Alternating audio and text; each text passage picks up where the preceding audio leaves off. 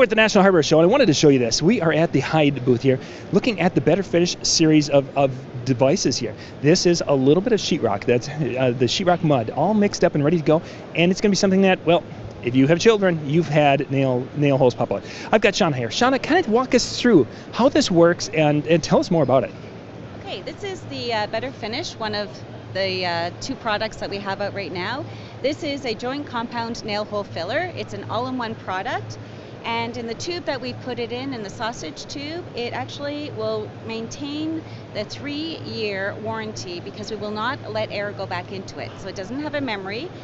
How you use it, it's an all-in-one tool, is you take your tab, you peel it, you hold on to the collar, you screw down the top, and it will actually break the seal on the inside. You remove the plug, you squeeze, and you have your nail hole filler there.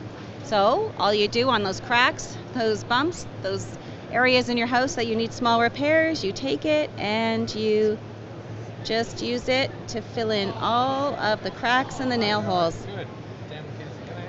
That's it. And now, of course, we've used it. Now, how do we store it? Right. So just take a cloth, remove just the size to keep it from drying out, and you reseal it 3 years. No air is in, no air will get in, and it's guaranteed for a 3-year shelf life. Do I need to do any special storage, or can I just put it on the shelf in the garage? You can put it on the shelf in the garage. It can be frozen, it can get into heat, so you can put it wherever you would like. And in 3 years, it should be exactly as it was today. Oh, that is awesome. If people would like to find out more information, where can they go to check it out? They can go to Hyde.com and they can find out all about this product that they have.